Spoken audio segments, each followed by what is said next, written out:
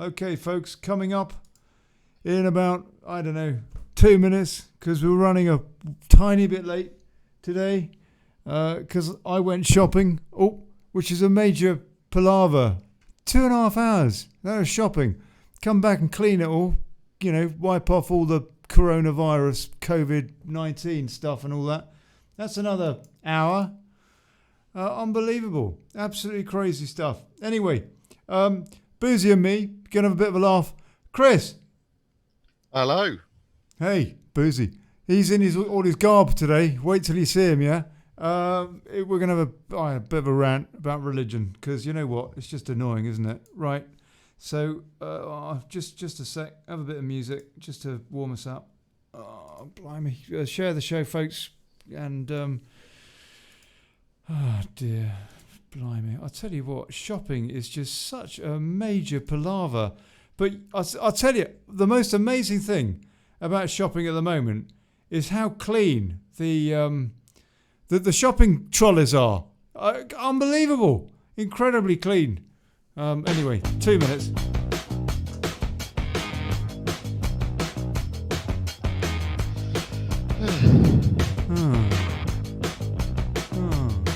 You have a sigh, Boosey.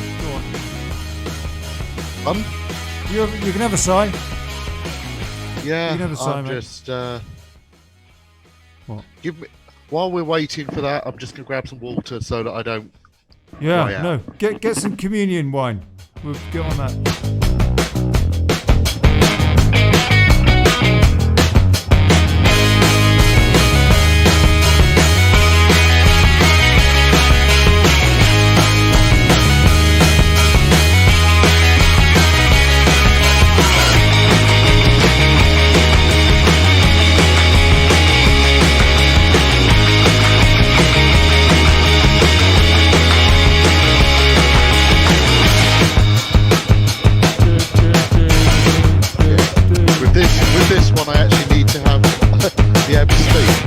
Hey, you what? You need what? With this one, I'd need to be able to speak. Yeah. All right. We could have a sing song, couldn't we? We could sing a hymn today. That'd be quite nice.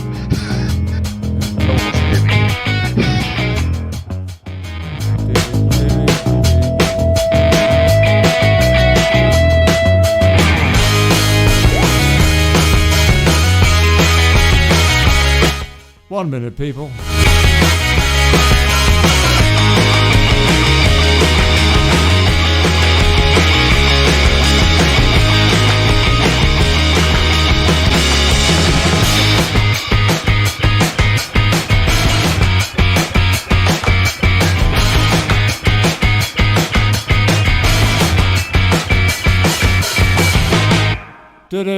Do.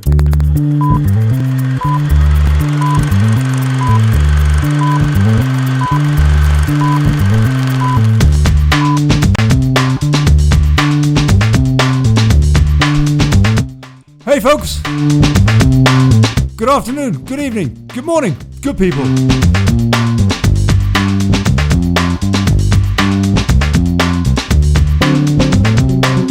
Hey! Welcome to the Daily Chaos. Ordo ab chao, know what I mean? I'm Olly Connelly, thanks for turning up. And now,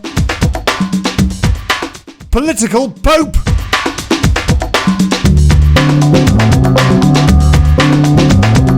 Why is this pope such a dope?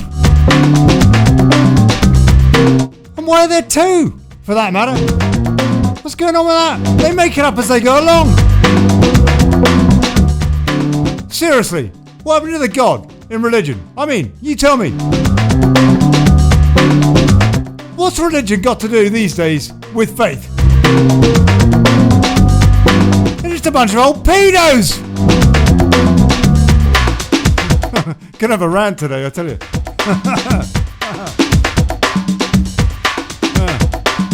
Do. Right, good. We got Boosey here. Chris Boosey. Now, hold on. I got to get him on screen, because look at this. What a geezer. Oh, blimey. Hold on. Oh, truth. I've got so many knobs to twiddle. Anybody would think I was a vicar or something.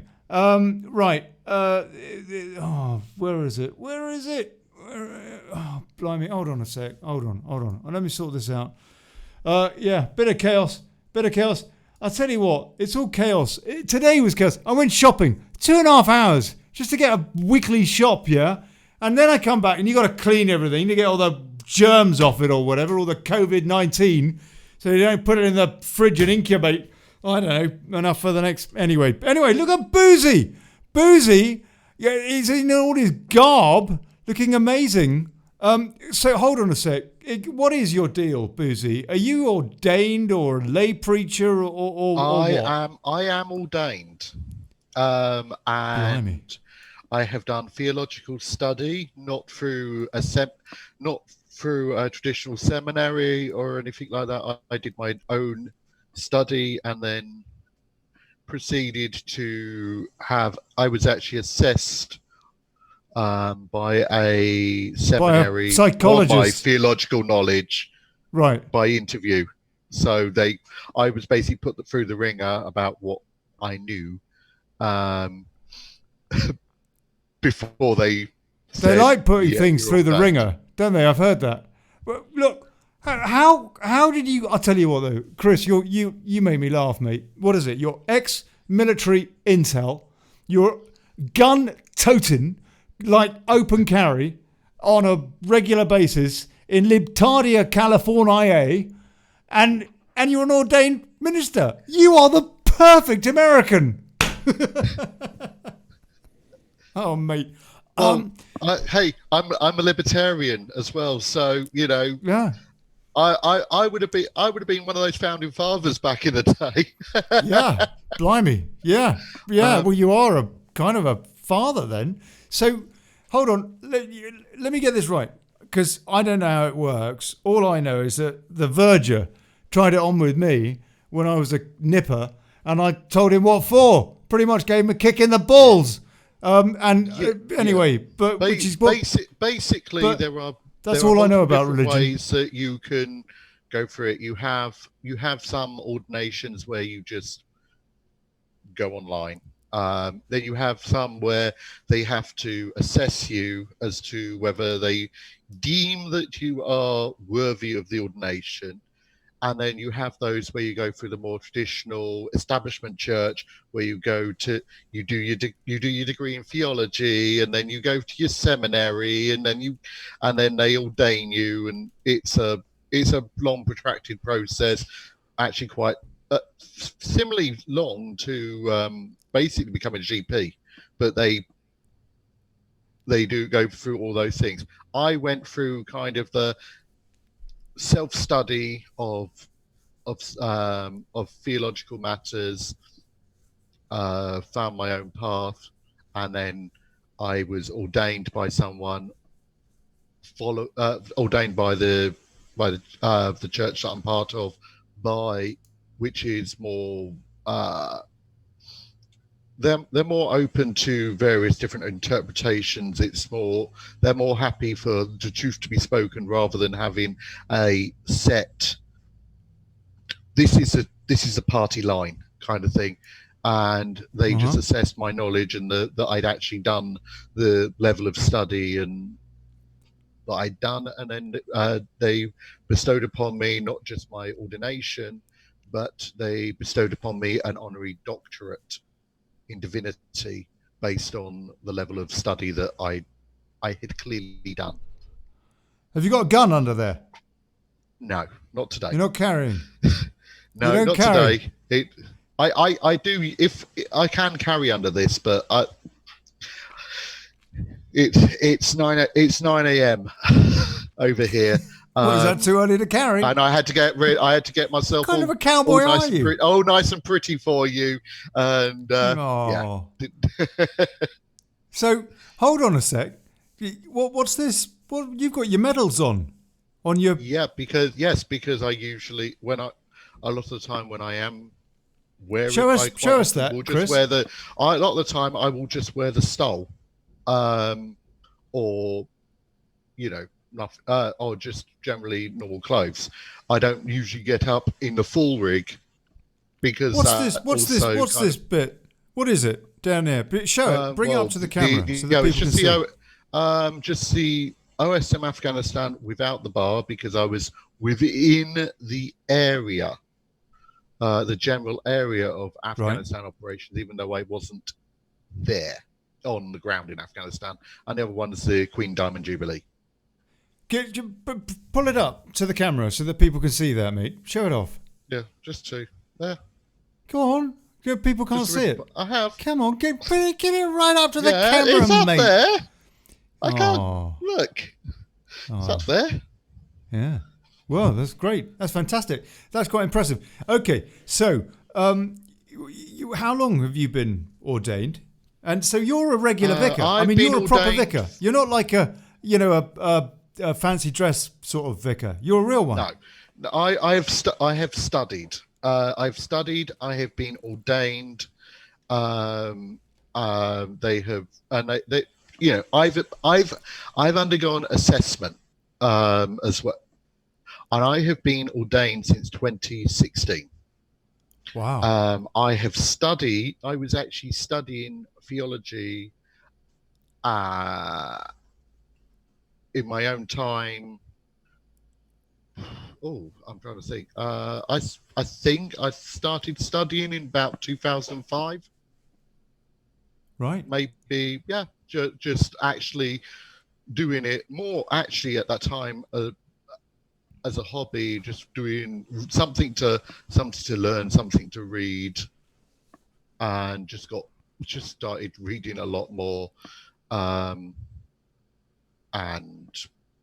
because I speak. I have spoken other languages. While I don't necessarily speak a lot, I don't speak the biblical languages. Mm-hmm. I can see enough when I'm looking at parallel texts to analyze the quality of the translation. As someone who's got experience in translation, bear in mind that a lot of these translations were done. The translations that were done, which are in the modern Bible, the latest ones were 16th century. So hold on a sec. That's when they basically changed it all, isn't it? They yeah. A lot of the changes happen out of Latin, and not actually. Most of the Bible wasn't actually written in Latin. It was written initially. What was it? It was actually translated into Latin. What was the original? Then Hebrew. Multiple. There's parts which were written in Greek. There's parts which were written in Coptic. There's parts which were written in Assyrian. There's bits that were written in Biblical Aramaic. Because it's a bunch of books, Hebrew. Basically, isn't it? The Bible is a bunch of books, loads of books, dozens, all shoved together. Yeah, there's so many different texts, and actually the official Bible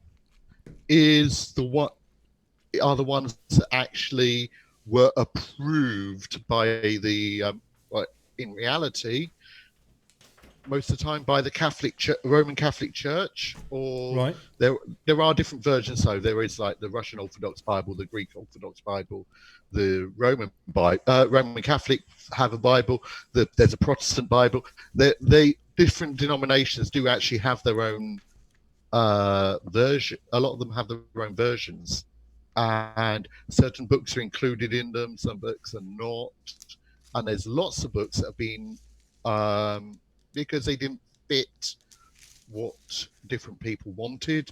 They were just cast asunder. Some they say their thing was, well, no, they weren't real ones. But a lot of it comes down to. I've got one, Chris. I've got one here. Yeah. I'm going to test you. I'm going to test you to find out if you're really a vicar. Sarah Boland, she says he's a fancy dress vicar. He's a fancy dress vicar. I'm going to test you. Okay, right. I want you to open up to Ezekiel 27 verse 11 and read it. No, I'm joking. Right. Okay. We might come into that. This was my grandfather's Bible. This one, and that my mother very kindly gave to me. And I think this is St. James's Bible, pretty sure. Well, This is yeah. it's got to be a good 100. What do you mean the King James 20 Bible? years old. What did I say? You said St. James. Yes, King. Sorry, containing the Old Yeah. and New Testaments, translated one of the original tongues, and with which it wasn't, was it? Translated out of one of the original tongues, and with the former translations diligently compared and revised. But the thing is, though, Chris, and this is okay. Whether someone views me as an ordained minister will also come down and valid will actually come down to their own religious background.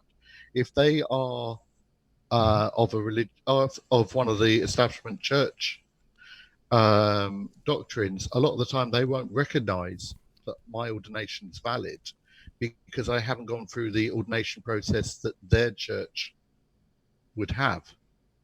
There are, and that is the thing. So, in reference to what Sarah Bolland said, so but that's the same. If you're a C of E vicar, the Roman Catholic Church does not recognise you're ordained. Oh, sure, fair enough. Yeah, okay. So they don't that's them all recognise each getting other's. catty, isn't it? Yeah, exactly. It's all denominations. About how you It's a bit like whether you support QPR religious, or Man U or something, isn't it? Really? Yeah, if you're in different groups, you're gonna view, and it happens not just in Christianity, it happens in a lot of different faiths. It happens in Islam as well.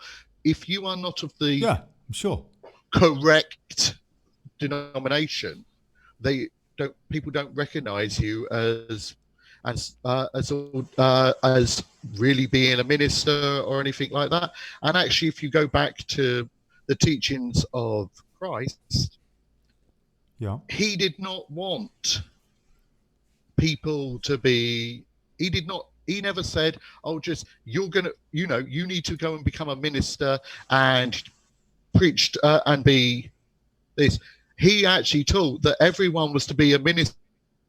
So there was not supposed to be that segregation, which is why I don't usually wear the garb. I'm wearing the garb for this. I'll tell you what, though, but usually I don't wear the garb for the very reason that. Why? Because it's over the top. It's it creates a barrier. Yeah, sure. However, it puts me on a pedestal. Yeah, but look, whenever you come on the show, I want you to wear it. In fact, I'm not going to let you on if you don't wear it from now on. No. It's perfect, especially if you're also toting a gun. But no, Chris, I'm wearing it, but I'm wearing it for this reason that we're talking about. Right, because we're talking about the religious issues and the theology. That's why I'm talking about it. That's why. And actually, to be honest, and to be honest, most of some of the most ministry I'm most proud of is actually stuff that I've done in my normal work clothes or in my normal clothes, where I've helped people, where they all was lost as far as they were concerned, and literally all it was me sitting down and being someone to listen to them and talk through their problems with them and show them that all is not lost. Yes. Or else taking out your gun and telling them to move on. No, okay, Chris, no, tell me, why C of E? Why did you choose C of E? I'm not C of E. What are you then? What are you ordained as? I am the organisation that I am ordained through is a utilitarian ministry. So utilitarian. Yes. So what they teach is that there is truth in a lot of the texts. There's truth, and actually we should be, rather than saying people we're right, you're wrong. Yeah. It's more important that people act right.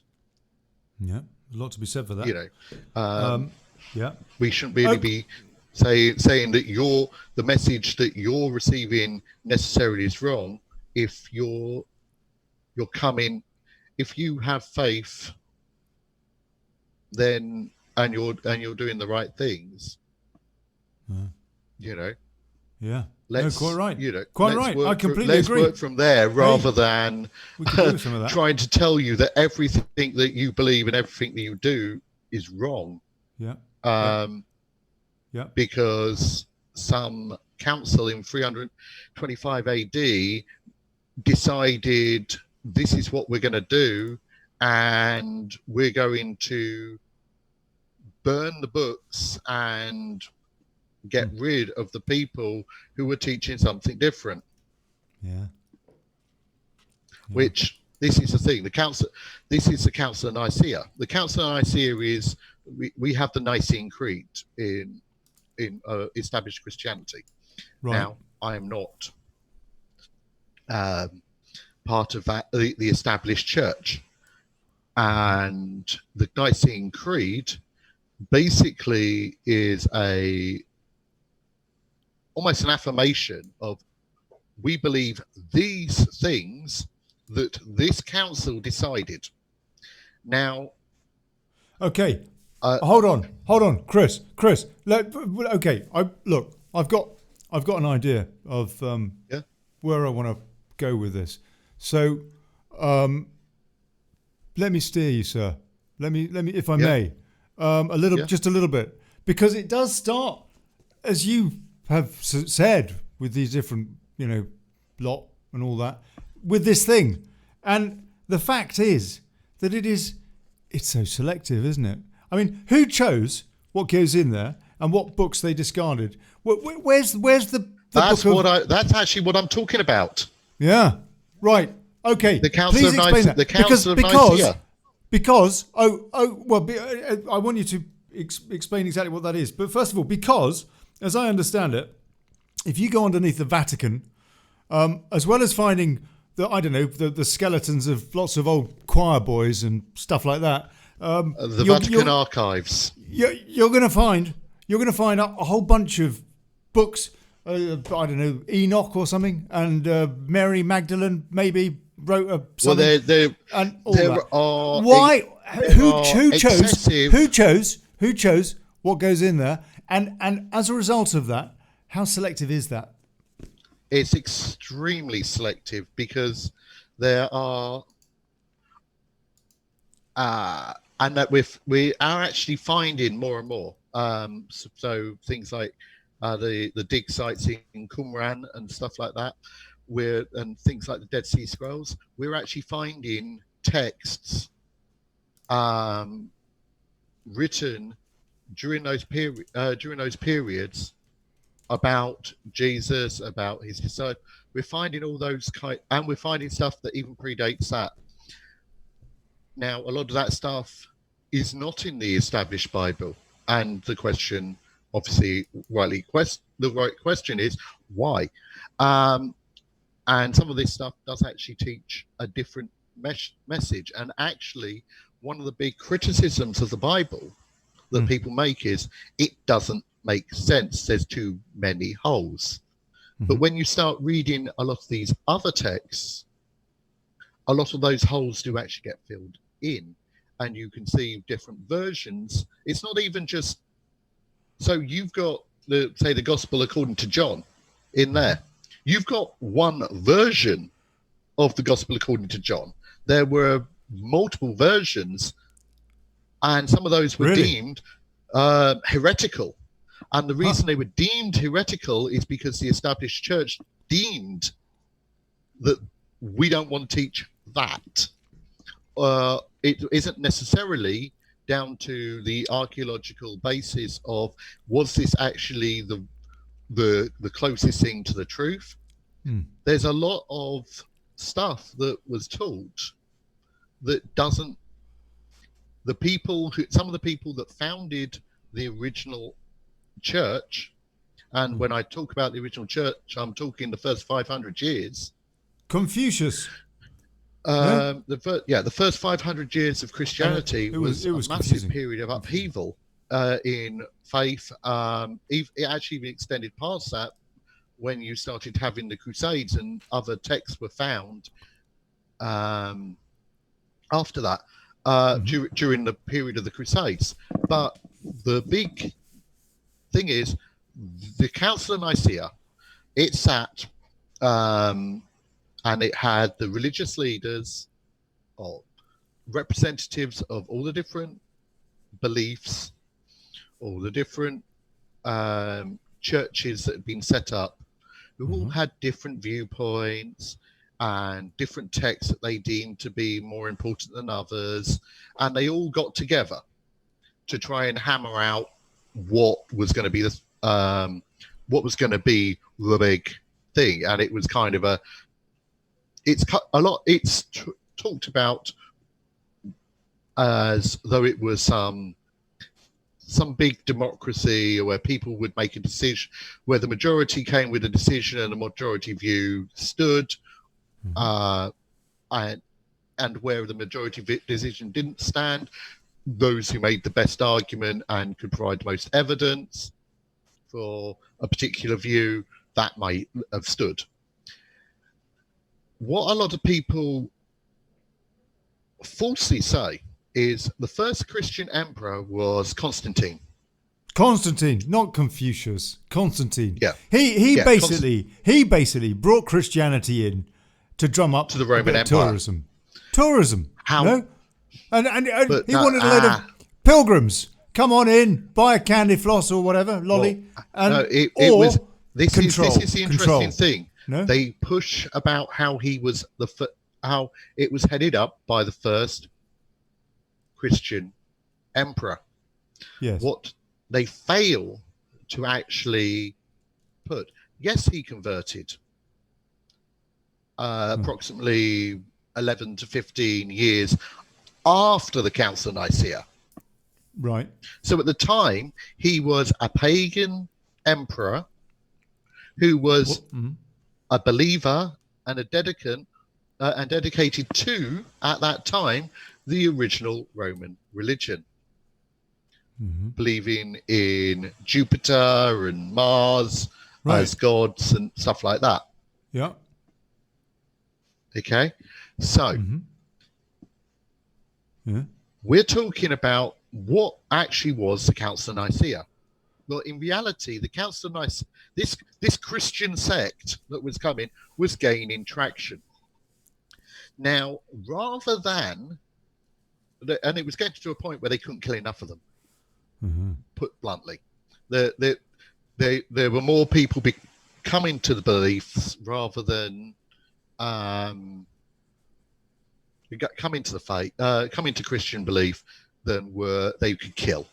And that was the Romans' problem at that time, because they had this big empire, and one of the big things about that empire is we have our religion across the empire, and we're going to crush that. Anything that is believed, any other religions that were within, the difference being that they didn't do that. They allowed, because under the Roman Empire, the Jewish people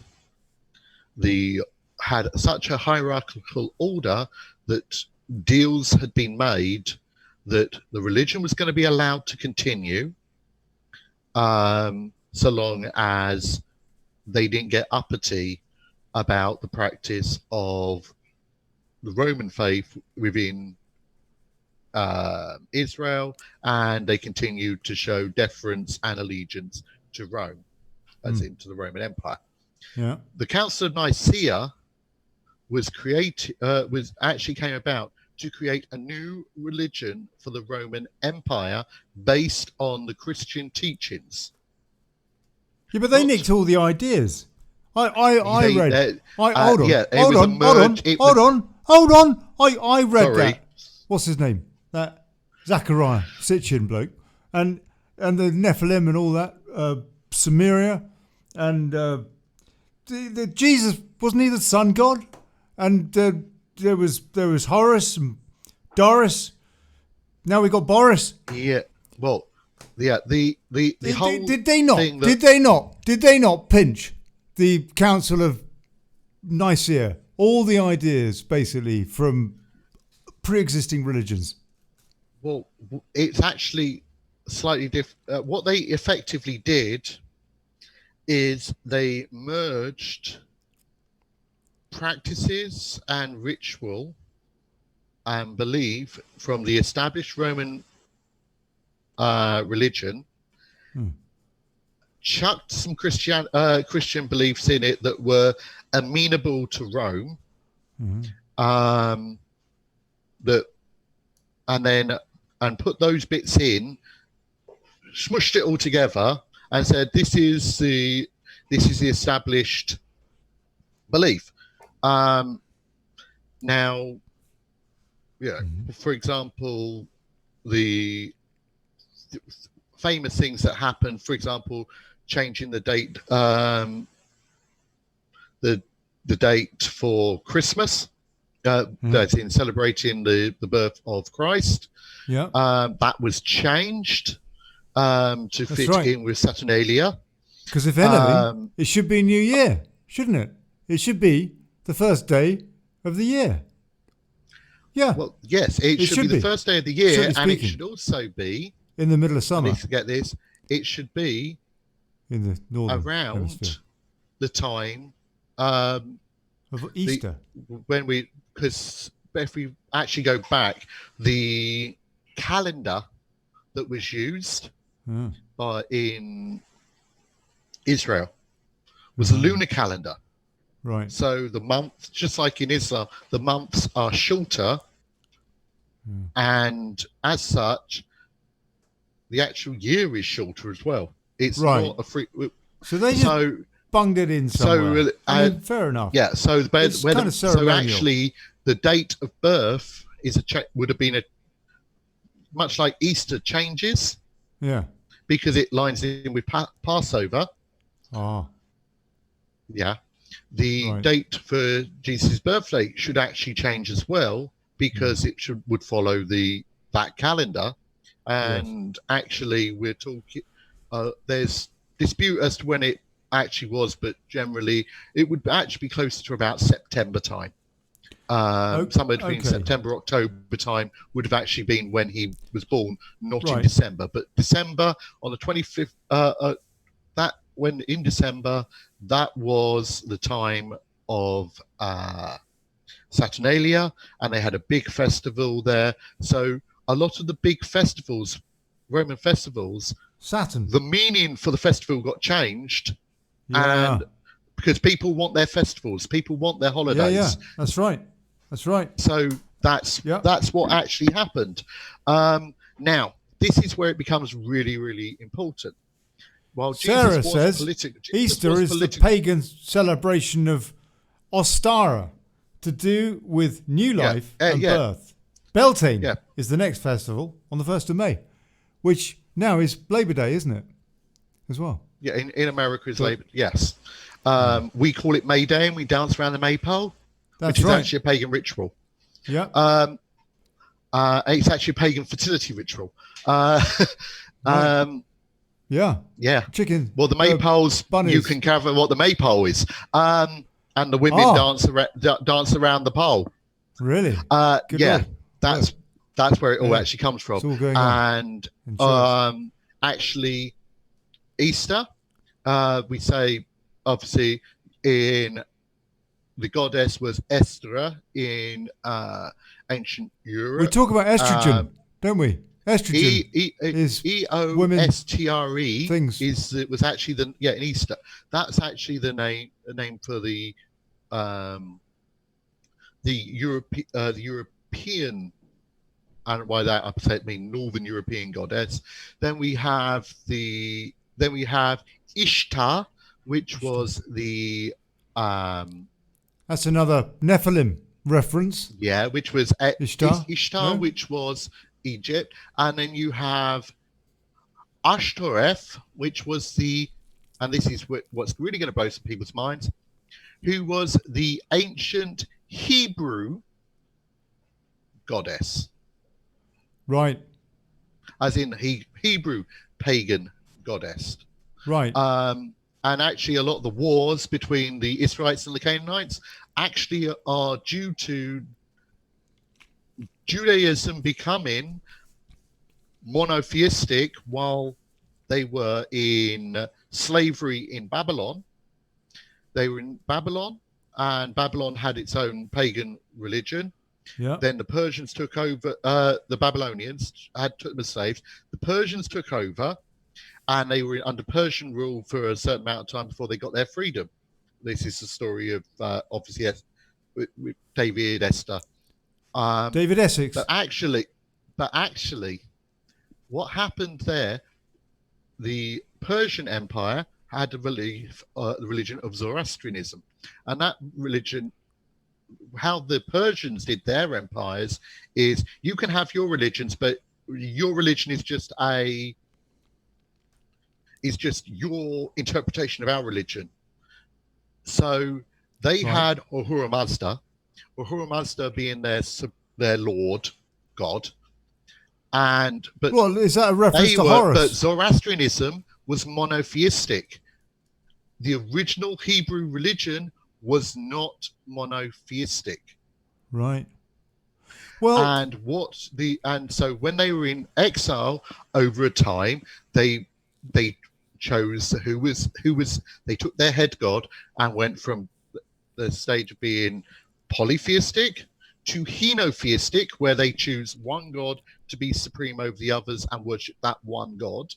But there are lots of gods. And actually, a lot of the Greek religions were henotheistic, where like Athens worshipped Athena, even though they acknowledged other gods, they worshipped Athena. So Judaism went from being polytheistic to henotheistic to monotheistic while they were in slavery. And then the Israelites, who were the people that got freed as slaves, went back to their homeland, and then they started having wars with the Canaanites, who they believed to be idolaters and worshipping false gods.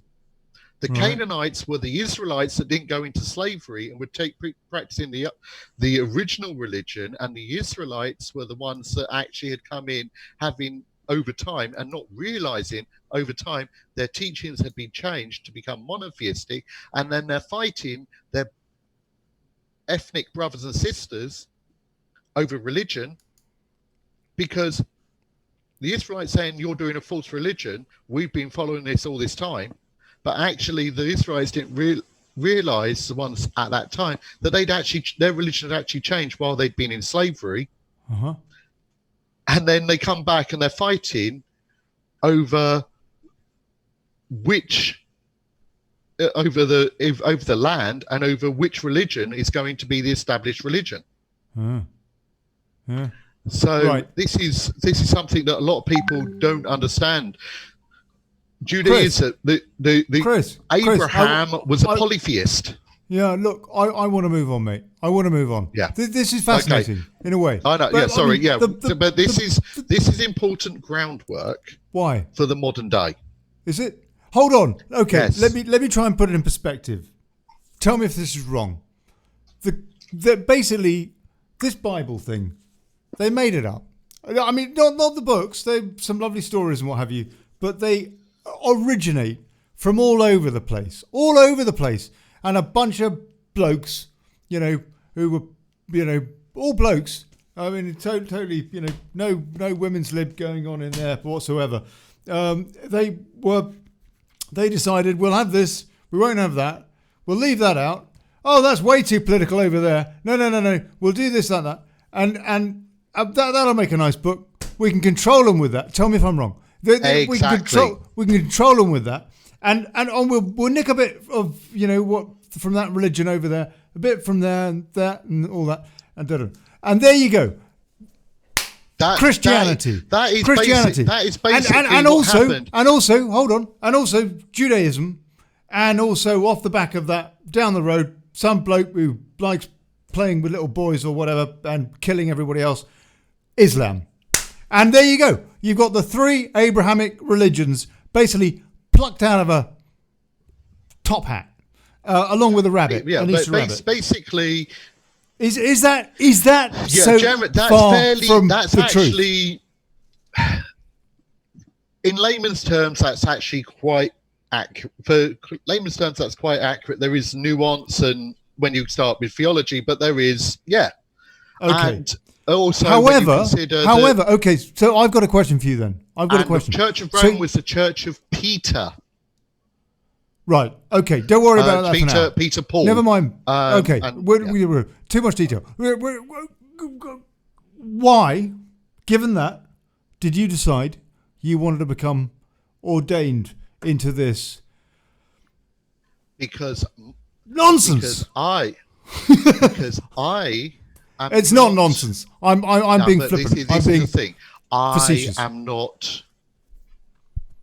As I've made quite clear, I'm not ordained through the established church. I understand that a lot of the other texts, which you can actually get hold of, a good proportion of them, have truth to them, and as such, I don't cut them out. And effectively, what I teach is I don't even teach really. I have my faith and I help people, and my faith actually comes more from the core of the beliefs that were taught by Jesus, not all this other stuff that. So I don't agree with the Nicene Creed. I accept the truth of the other texts. Mm-hmm.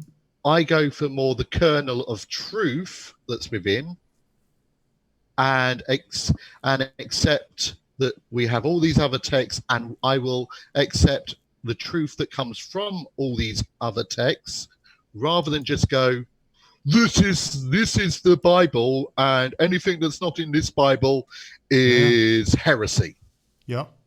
Okay. And that's, let me get the difference. Let me ask you then, Chris. So, I mean, I'm a man of faith, yeah, not religion, but faith. Yes. I'm not saying that people that are religious, I can't stand them or anything like that. Because I mean, I love you, for example, but I am concerned at what I see, the way religion is used, actually, as opposed to religion itself. We'll come on to that. We will come on to that. But I would say I'm more what I want to ask you, than a man of religion. You're okay, because I wanted to ask you what it is about for you. Setting aside the cassock, or don't actually keep it on, but. Yeah. Setting aside all the rituals and high church or whatever, low church, whatever. What is it about for you? Is it about Jesus Christ? Is it about? What is it about? It's more about the teachings, and obviously, the more I studied, because I grew up in the C of E, like many people in England do. Mm-hmm. However, I drifted away from that because I started not really attending.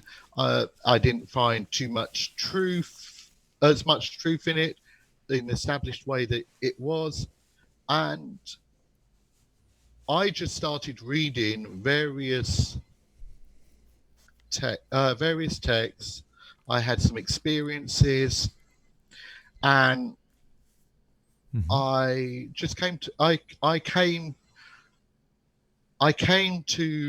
find the truth the truth of my faith through my studies, through my experiences, rather than accepting a dictated form of approved thought.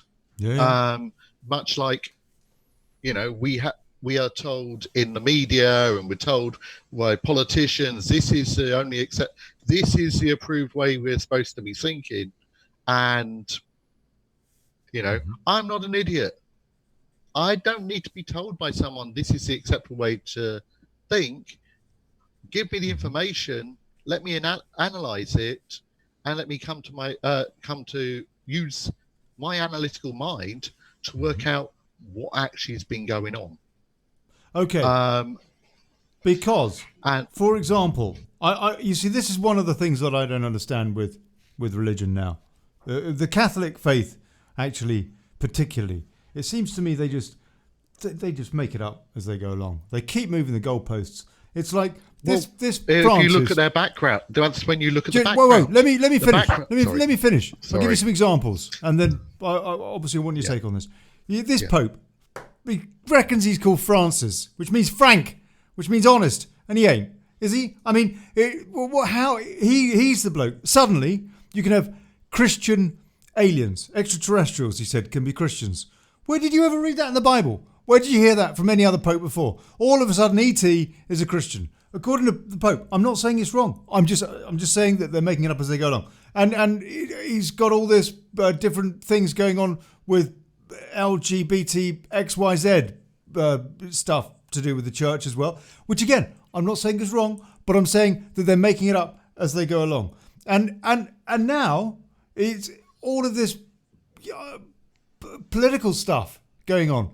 Was Jesus Christ a globalist fascist? Was he? I don't know, because this Pope is. And what about the universal basic income? Did Jesus Christ preach about that? Because this Pope does. Okay, so my point is that this the Catholic faith I'm talking about now, particularly because the Church of England. Actually, we could get into Welby as well. That Archbishop of Canterbury telling everybody how you're a sinner if you and a fascist if you are a Brexiteer.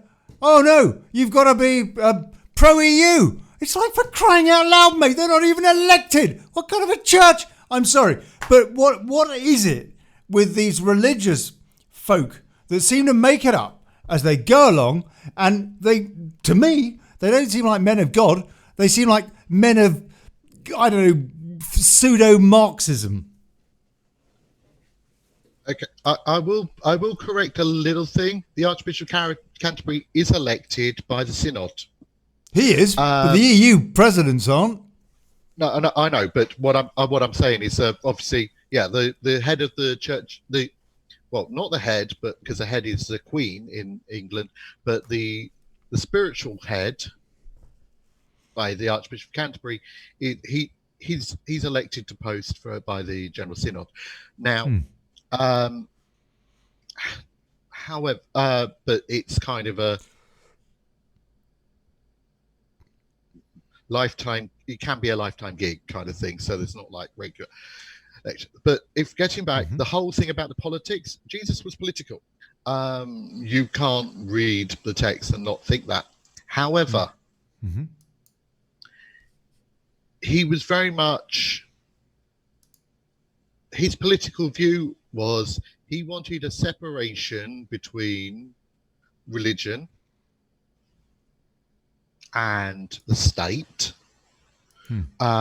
because, as he said, he didn't want taxes being collected in the synagogue. He didn't want enterprise and sales and stuff going on. If you're in religion, if you're worshipping, you should be worshipping. You shouldn't be concerning yourself with other things at that time. He was particularly concerned about the money lenders in the temple. But the thing is, at the same point, he did say, which is, he said, "Give unto Caesar what is his." So, you pay your, this coin. It's got the Roman signal on it. It's you're paying taxes, it's your income, you pay your taxes to Rome. So he did believe in he did push that, give to them what is theirs and give to them what's theirs. It's not some sort of never mentioned anything like a universal basic income. He actually was a big advocate of charity. Now, in order to do charity, hold on, your microphone. You've done something with it. Sorry. Is that? Yeah, sorry, knocked. Sorry. Yeah, the you have to, in order to give to charity, you need to actually have something in the first place. Accumulating wealth and hoarding wealth was not something he supported. No. As in a rich man, it's easier for a camel to pass through the eye of a needle than for a rich man to enter the kingdom of heaven. Yeah. There's a social responsibility to help others. That doesn't mean you tax someone to the nth degree, but the person should be concerned enough about their personal responsibility to help others and donate money to charity and, help people out. It's not a case of that wasn't you can't being have political, wealth. Though. It's about what you it? do with your wealth. And that wasn't being political, Chris. That was having a social conscience. There's an economic thing about that. You're talking about you help people, but at the same point, but that's not the same. Will. That's not the same as getting involved in globalist doctrine. Exactly. But what we then look at is when we go to the Council of Nicaea, 320 odd years later, you have an establishment of the religion of Rome, the new religion of Rome. Okay, he didn't even ever. So the religion that was used Pope, to control the peoples of the Roman Empire. This is the religion you're going to have. This is the religion you're going to worship, and this is what we're going to do, and this is how we're going to control you. So it was more about creating a tool for the empire, less about creating a religion. In this way, there's credence when you look at it in that way to the ideology of the Roman Empire is with Marx's view of religion is the opiate of masses, i.e. it is used to control the people. That is what Rome used it for. Right. Now, I've got another question for you. The chief person, the person who sits on the Roman throne to this day is the Pope. So the Pope is a political figure. Let me ask you a question. And actually, if you look at the establishment of the religion, they were more concerned about the establishment of a religion for the empire that could be spread across the empire, and less about the accuracy of the teaching. Therefore, he is more of a political than a religious leader. And because of that, and if you consider the Catholic Church as being an empire, that's where that is an awful lot of power for the Pope to have. It's balls. And we know that power corrupts and absolute power corrupts absolutely. In this thing, Chris, where does it say about having some Pope adorned in gold thread? I would have thought quite the opposite in the New Testament. Yes, at least. It does. It does. And actually, this is where you can really criticize the Pope, because in the Bible, it talks about false prophets. It talks about people abusing the teachings of Christ, establishing religions, and taking people away from the truth. It also talks about false prophets sitting on thrones beneath the beast. Oh, okay. And if you look at the papal throne, when he's addressing the cardinals, he sits beneath the crystalline head of a snake. Yeah. The snake being the symbol used back in Genesis for the devil. Yeah, I'm going to look for the image, Satan. See if I can find it. He sits beneath the head of the beast. Yeah, you're right. Therefore, let's see if I can show this. Has he? Do we view that he is the chief priest of Christ, or do we call him a false prophet? It's not pleasant, is it? Right, I'm going to see if I can find that. And it should be. Oh, why isn't it coming up? Let me see if I can get it. Okay, look. While I look for that, images. And you've also got the that, Black Pope and the White Pope. Well, we'll talk about that in a sec as well. But in fact, yes, this question leads on to that, because at the moment we know we've got two popes. Actually, we've always got two popes, and at the moment, I suppose we've got three popes. But tell us first of all, in your estimation, please, why do we have two living popes? What's his name? Francis and Benedict. Yeah, Benedict. I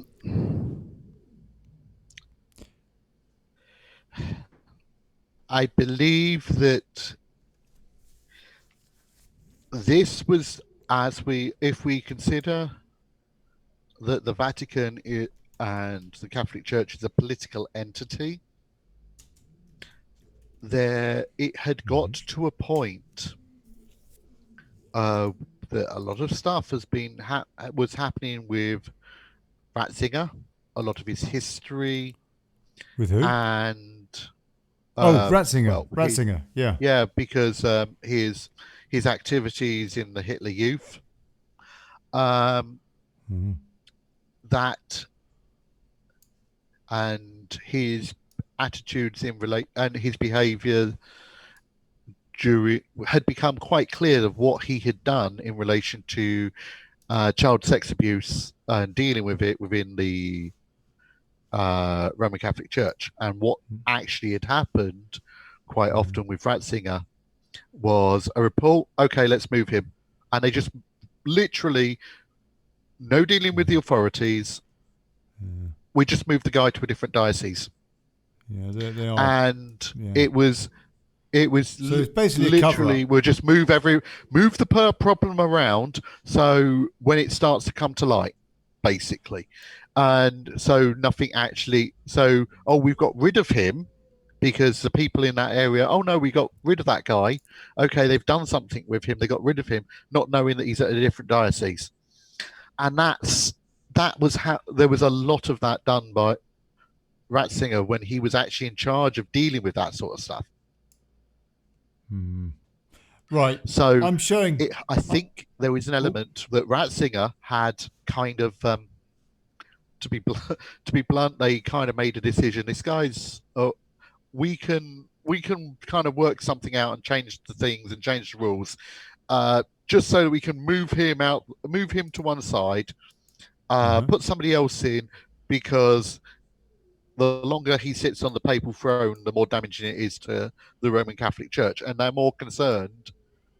They're more concerned about the Roman Catholic Church as his brother as a political entity as well, and a seat of power continuing to exist than whether it does any good, whether the people in it are good, whether sorting out having justice or anything like that done. They just want it to be able to continue. So it's much like the royal family kind of has now pushed Andrew to one side because he's damaging to the church, damaging to the monarchy, this bloke, because they of his bring dealings this, with Epstein. So we're just going to put him out of the limelight and just kind of hide him and get rid of him from the limelight. Francis, he's not going to do anything. He's kind of like, because just because they're keep making the ship stay steady. Now look at this. Let me show you this, folks. Let me show you this. Look at this. Now, hopefully you can see this too, Chris, on your screen. I'm going to throw up a few images of. So this is a hall. On the left-hand side of the image is a hall, and it's one of these papal halls where the Pope pops in and has a preach, and it looks like a snake. There's a snake on the right-hand side there, yeah? I'll show you some different images. There's another image of it. Let me see if I can improve see if I can be a little bit better. So you can see, it looks like a snake. This is, what's the name of this hall? It's in Vatican City. And I'm just going to pull up a few different images of it. There's another one. With, I don't know, the lights on or something. And so it looks like the scales of a snake. and the eyes of a snake. And if you look at the end of the hall there, oh, not that, sorry. And if you look at the end of the hall, there, you can see this bit here.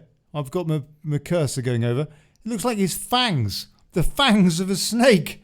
It's just quite incredible. So there's another image of that there, and this looks like the tongue of a snake here, sticking out. I mean, it's incredible design, absolutely mad design. This is a church of Catholic church building.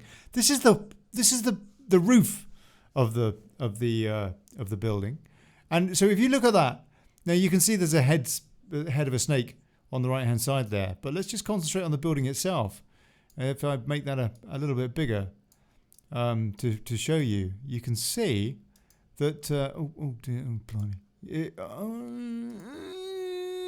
Right, you can see it has the contour of the head. Oh, hold on.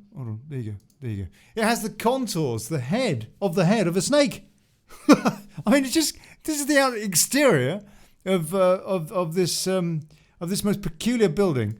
There's another image of it there. I don't know. There's better though. But basically, it's the inside. Look at that. I mean, look at that. It looks like a part of a head of a snake. Absolutely incredible. Let me just pull up the full whatnot so you can see. There you go.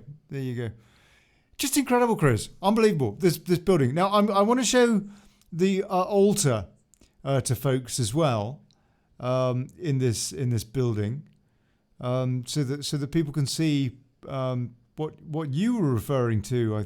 I think maybe you were referring to a different throne that the Pope sits on or something. But look at this. Now look, I'll pull this full screen so that you can see this. Because I mean it's just absolutely mad, isn't it? It's absolutely mad. Let's see if I can get that. Oh, for crying out loud, what's going on? No. Yeah, need a desk producer. Right. Okay. Oh, for goodness sake. Right. Look at that. So that is the altar, or no, not the altar. The bit at the back of the church or hall or whatever. Oh no, hold on. I haven't got. There you go. So that's at the back, and it's just demonic. I mean that's so the Pope sits down on his throne in front of this thing. That's his like backdrop, like at the back of a church, behind the altar. And I mean it's just it's diabolical, Boosey. Yeah, and with the. Did you want me to cover the cover what you like, mate? The different popes?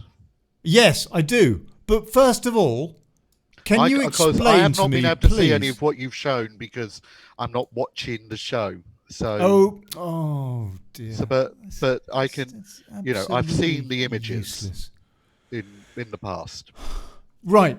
Why does the Pope hang about in a place that looks more like a satanic chamber than it does a Christian temple? That's my point. As I kind of pointed out, I don't recognize that the Council of obviously this Council of Nicaea created a religion for the Roman Empire. And basically, to put it quite bluntly, bastardized Christianity. Christian teaching, and created what they call Christianity. And that was effectively the establishment of the Church of Rome. So, when the Bible warns about false churches and false prophets, my general view is that if you're a false prophet, are you doing the work of God, or are you doing the work of something else? If you're doing the work of something else, that's where your allegiance is, isn't it? So I don't recognize him as being. I don't recognise the Pope being of Christ. I view him as effectively, while there are teachings within the established Bible that are valid. There is other stuff, and you've got the King James Bible there. Yep. There's quite a historic fallacy where there's actually additional words that were added by King James. At the decree of King James, he wanted, because he was worried that witches were going to take him out. So he actually had the line added, "Thou shalt," saying that "Thou shalt not suffer a witch to live." And when you actually look at what prayer is, and what magic, and what pagans generally view magic as, there isn't actually that much difference between what pagans view they are doing when they do magic, because they believe they are invoking the divine. They're invoking the divine and requesting that the divine helps to do something. Now, when you pray, you are requesting of the divine. When you pray and ask for God's help, you're requesting from the divine for God's help that something happens. Effectively, you're doing a very similar thing. And when we look at the historic translations, there are multiple words in a lot of those, in Greek, in Aramaic, in Hebrew, in Coptic. There are multiple words for different forms of magic, witchcraft, sorcery, necromancy. They all have different words. When they've been translated into Latin and then into English, both Latin and English have one word. So what they effectively have done is they have taken some of the nuance from the original texts and said, where the thing says you shouldn't, say, for example, in layman's terms, you shouldn't do black magic and you shouldn't work with demons and stuff like that, for example. I'm just giving an example of how the linguistics have changed. And then that's changed, but it hasn't at that same point precluded doing, say, white magic to try and benefit mankind and ask for peace or on earth or something like that. It didn't mention that. But when you translate it, you're saying, don't do magic. Now, you can understand there's a difference between the two things, where one is casting plagues upon people, and one's requesting plagues upon people, and one's requesting world peace. Which one of those is good and one's bad? Okay. But when you're saying don't do either, is Chris, effectively what the translation's saying. We've got 10 minutes, and I've got 15 questions. So okay. We'll do a quick I fire. want succinct answers, sir. Okay. What's the Black Pope? What's the deal with that? Is that just a conspiracy theory, or is that the for Black real? Pope is the superior general of an order, which is, in layman's terms, the Jesuits. So he is the head of the Jesuit order. What's the Jesuits? Jesuits is, treat me like a puppy Labrador. Just like you have different religious orders. So you have the Franciscans, you have the Jesuits. Right. So it is a section of the Roman Catholic Church. So why is he referred to as black? Because I read about because the Jesuits wear all black including the superior Oh, general. okay. Whereas to differentiate him as the head of the Jesuits, wears all black, whereas the Pope wears all white. So Right. it's actually just a slang term, because the Jesuits are one of the most powerful, are the most powerful order within the Catholic Church. So the head of it is it's a slang term So effectively. why's Francis got the posh palace? Francis also is actually a Jesuit, so as well. Oh, So is he? yeah, Right. yes, we have a Jesuit. Traditionally, though, it was always that the Jesuits, because they were the most powerful group, they had their power centered around the Black Pope, who took basically guidance from the White Pope. Um, but because they were the biggest order, generally the White Pope was not of the Jesuits. At this moment in time, we have a Jesuit as the White Pope, and we have a Black Pope, who is the head of the Jesuit order, which is his name is Artur Sosa, and then you have Pope Benedict, who is they deemed a retired pope, retired prelate, who effectively has become the sovereign. Uh, it, he's effectively become kind of like the Queen Mother kind of character What in the Benedict? You mean Vatican. Pardon? Benedict? You're talking about? Benedict, yes. So Right. What? he still Why does? has he has a bit of power, but not. So Yeah, sure. he Not will a have lot. he will have discussions and meetings with Francis, Yeah. but they won't. He doesn't have the power to They decree they keep anything, him.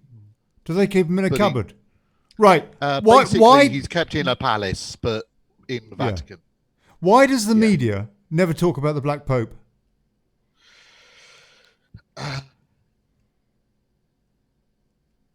To be honest, I don't know. I Okay. All believe. right. Yeah, Why does I'm not going to start going into why because I'm does doing quick. why does the Pope wear red shoes? Okay. Um, That's not a very a lot nice of popes don't. answer to The that, is it? the red shoes. Mm. I don't know if it is why this pope does, though. Yeah, he does. I I've seen wouldn't him. be surprised. But Yeah, the he red does. shoes by the elites generally is that it's been made from human It's to skin. cover up. It's to cover up the blood, isn't it? Basically, when they do Basically, human yeah, it's sacrifice, yeah.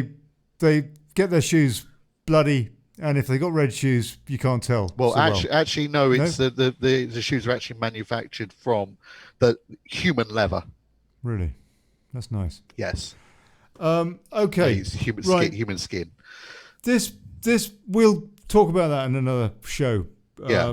This Pope said it was evil to worship God outside of religion.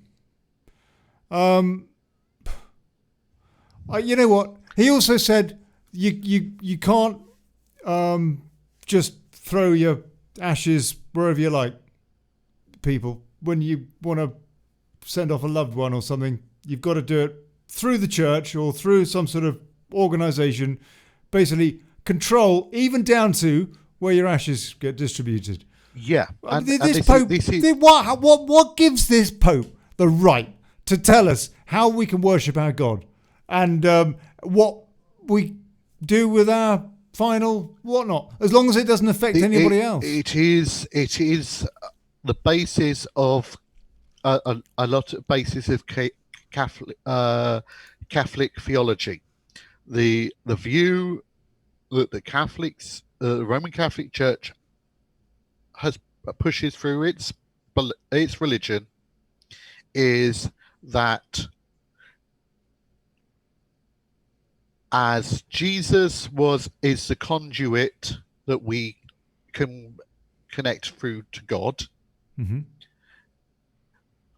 Priests are the representatives of Christ, and therefore you require a priest because come on, that's a lot of old common cock. people are too stupid to Chris. understand all this theological stuff. Chris, So you I'm need to asking have a you. priest connect you to the divine, which actually something that came over from the which was a teaching in Judaism that they had their priests, and also a teaching in a lot of the pagan traditions that you went through of the Roman pagan tradition that you went through, and it's all about exerting control. And as such, they can keep you pliant and and compliant by under the threat that we can cut you off from your God. If you displease us, we will, as the Catholic Church does, excommunicate you, i.e., sever the line between you and your God, and as such, destine you for hell. That is actually a teaching of Catholicism. So you've now had that link severed, and unless we decide to reconnect it, you're now destined for hell because you've displeased us. And that's where all of that comes from. It's all about the control, using religion as a form of population control, and that's where the Pope's coming from. And that is actually a teaching that has been fundamental to Catholicism, Roman Catholicism from the get-go. And that's because it was created as to be a religion for the Roman Empire, so that the Roman Empire could actually exert some control over the people, and especially this new religion that was burgeoning, where people were rebelling against their established order. Let's take some comments, and then I'm going to ask you about one last question. I'm going to ask you about how society has changed as we have cast off religion in the West largely. Has that been a good or a bad thing? I'm going to be asking you. And of course, we're being consumed by alien religion in certain parts of Europe now. And how healthy is that? But I'm not so interested in that today because I get so bored of all that, frankly. But as much as it concerns me, but I am concerned, or at least interested, fascinated in the argument that our society has gone downhill by casting off religion, despite the fact that religion itself is clearly a crock of crap when you look at people like Pope Francis. But anyway, I'm going to ask you this, Chris, in a minute. But first of all, let's just take some questions from folks, because people have been very, very patient today, and I haven't been looking after you lot at all, which is really crap. I know that some of the things that I've said have been fairly controversial, and if someone is of a faith of the established church, they will find a lot of what I've said to be quite unpalatable. You're not going to get any smoke wafting from any chimney anytime soon, mate. Okay. So Jack Cade, I think, is referring to the Pope. False Pope, false prophet. Amanda Rolfson says, yes, Boosey has that spot on. They did, in fact, use the name Christianity instead of Nazarenes, as people following Jesus were known as Nazarene followers. Well, he came from Nazareth, didn't he? Shaltholic, I think she means, I don't know, Shaltholic Church changed this. In fact, Christian was used by the Romans long before Jesus came, as an insult nonetheless. Sarah Boland says, leave us witches alone, referring to the pagans, I guess. Jack Cade, no loss, no harm, no injury, take back control. Yeah, quite right, Jack. Amanda Rolfson also says, the Passion of Christ, the film, was spoken in Aramaic, the language of Jesus. Yeah, it was on the telly the other day, and it was shot in a place called Matera, which is in Italy.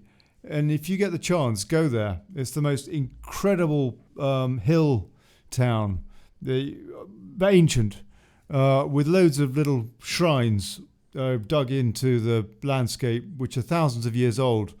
Lots of little churches, basically, dug into the hills and stuff. And it's an incredible place, Matera, Matera, Matera. And that's where they shot the Passion of Christ, Mel Gibson's movie, which is incredible. But I turned off the movie the other night because, I just can't get into the Aramaic language. Yeah, I find it a bit difficult. Anyway, David Laddie says, I asked why does he wear red shoes? And he says, because he likes to dance the blues. And then he also says, Paul Rees-Ham says, they are made of human skin. We'll do a show on that another time, maybe with a bit of adrenochrome thrown in just for good measure, and so on and so forth. Blimey, it's incredible, isn't it? What a weirdo world we live in. Sarah Boland, the Catholic Church won't allow a suicide to be buried in their churchyards. I don't really know that it makes a lot of difference, frankly. Does it really matter if it's consecrated ground by some bloke, Chris, who's probably shagging the choir boy? This is their whole. This is all I'm about being rude. The control element and if the priest hasn't said if it's consecrated by the priest performing the ritual, so it's not like Jesus was doing it. I mean, you know what? I can't buy into what some bloke who, for all we know, could be a total hypocrite says in a pulpit. I just don't give a stuff. No. I don't see any value in it whatsoever. Am I missing something? Am I evil? I think the Pope thinks I'm evil for thinking that. Think of it. I don't go up in any pulpits or anything like that and preach to people. My attitude. I'm not saying that all vicars are bad, Chris. I know, that. But this is the thing. My view is I'm more concerned about the faith, my faith, and helping people through difficult times of their life. I don't act. Yeah. And organized religion, that's, I've basically the organization that's ordained me, generally, so long as I'm not, their attitude is very much teach loving, caring stuff, and don't be an arsehole and don't bring us into disrepute, and you're fine. They're very much, teach your truth, not teach what we're telling you is true. See, I do wonder if we've lost. Let me just take a few more comments before because I really have been absolutely crap today in terms of you lot, and that's not very cool of me. I apologise. Yeah. Charles Spencer says, if Adam and Eve were Chinese, they would have eaten the snake, not the apple. Charles, bless you, mate. Kenneth Noel Curran, Francis and Benedict, Frankie and Benny, and the Pedogate Pizza Company, care of Number 10 and the Square Mile. The Downliner, Jay Carey, part of the Red Shoes satanic cult, well known. The show has grappled the toughest subjects, says Retro Gamer 71, and we do it with a smile on our face. Retro Gamer 71, God bless you, thank you. And he also says, is the guest dressing up, or is he a Catholic priest? He is I'm not ordained I'm not Roman. minister. I'm an ordained minister. I'm not Roman Catholic. He also says, Retro and Gamer, I don't usually wear all of this garb. Generally, I will wear this if I'm ministering. For example, when I'm performing a wedding, if someone wants me in all of this, I'll wear it. But I'm just as happy to minister in shorts and a t-shirt. Or nothing. He often does it in the nude. And that's our Chris Boosey, No, I haven't stateside done that. stringer for Daily Chaos. And he totes a gun, has a gun, all that, but not apparently under his robes today. Retro Gamer, you were not here at the beginning of the show. I've noticed that because you wouldn't be asking these questions. He also says, the cultural religious attitude is everything in gain for the individual. The canonical liturgy for itself would appear meaningless unless you had the blessing of divine grace in spirit. Kenneth Noel Curran says, Celtic Catholic Druids remember Saint Domonsil, referring to Jesus Christ as the Master Druid, researched the prophecies of Saint Columcille, third and final prophecy, the destruction of the treasury. Kenneth, you really should come on the show. You always write these comments that I never understand. You really, really should come on the show. I'd really love it. Retro Gamer points out... I understand a bit about the Druidry and all of that, as Jesus is... there is myths. Obviously, at that period of time, it's a bit difficult to establish, but there is myths that Joseph Arimathea, his uncle, was a tin merchant. Now, at that time, the main source for tin throughout the Roman Empire and throughout the known world at that time, the main place was Cornwall. And there is talk. We know that Jesus did go to Greece and did study in Greece during his years before he started ministering in the Holy Land, but there is also suggestion that he studied with the Druids as well as a young boy. We should do this more often, Chris. I like this. This is where a lot of the Glastonbury stuff, the Glastonbury myths come from. That's right. Kenneth Noel Curran said in the comments there, he said Glastonbury. Yeah, Chris, okay, yeah, we should do this more often. I like having a dig, but the truth is that I'm fascinated by all this stuff and quite fearful of God in a way. Although my God's a comedian, because there's not much choice. So maybe it's Peter Cook. Or Peter Cook's one of his angels or something. So, right, one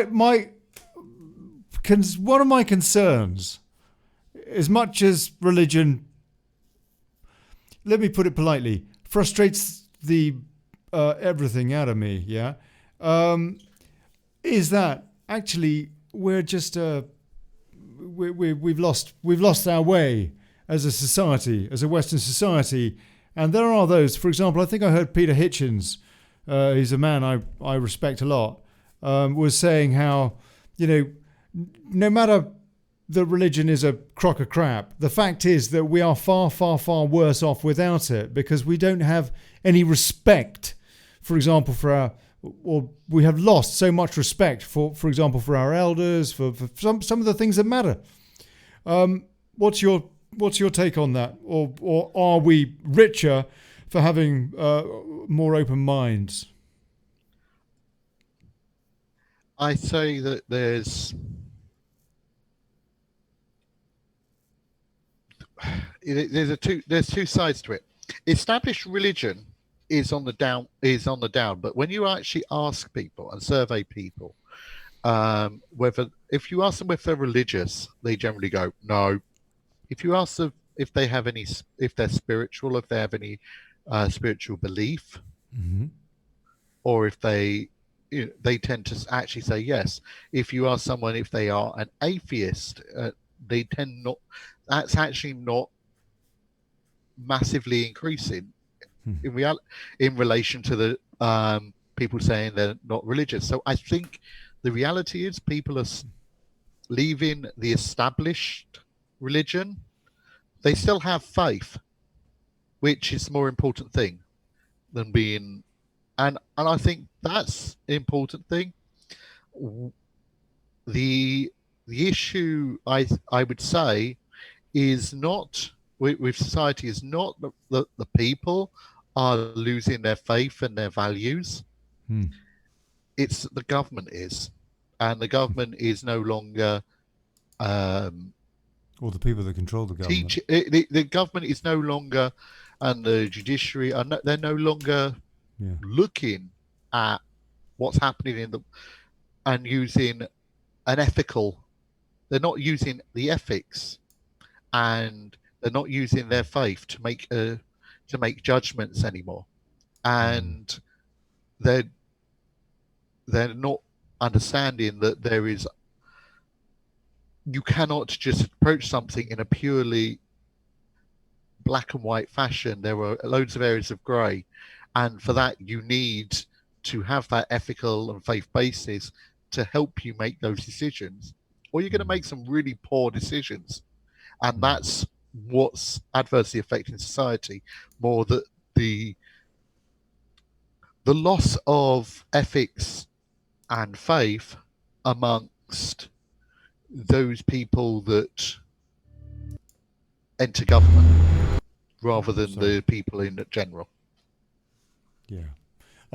Just want to give a plug to a documentary that so many people have been raving about. And Sam Phipps in the comments there is saying, check out the Out of Shadows official I saw video. that.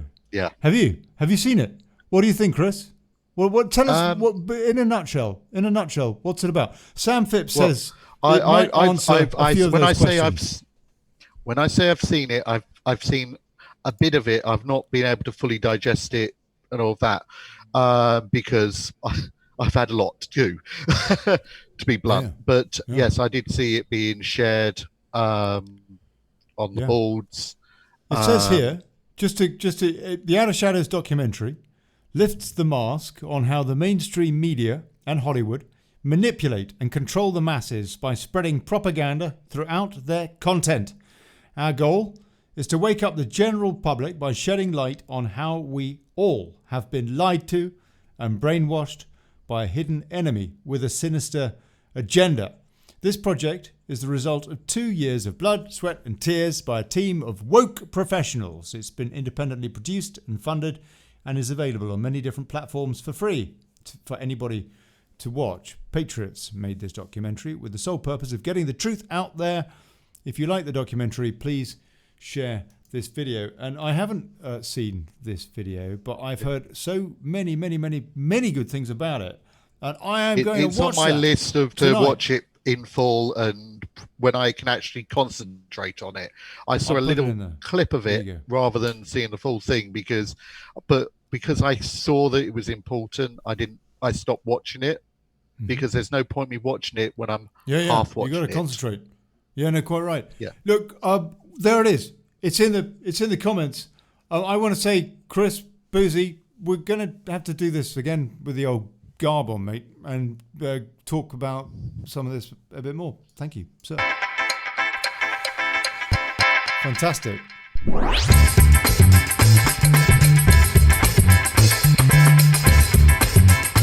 And you know, I don't like to show off, but I'm actually finishing a show and I don't need a pee. Which makes a nice change because I'm getting old or something, I don't know. I had to put the cap on today because I'm having a bad hair day.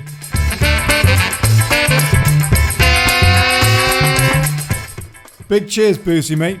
Thank you. That was a lot of fun. And you're a good egg, mate, because I know I gave you a bit of a hard time and you don't deserve it at all. If I had a preacher, it would be you. I've got a rabbi, my mate Daz, he's my rabbi. So I've got a preacher too.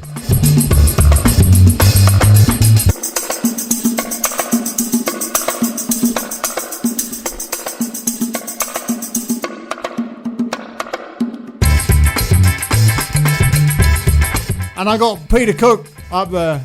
Peter Cook.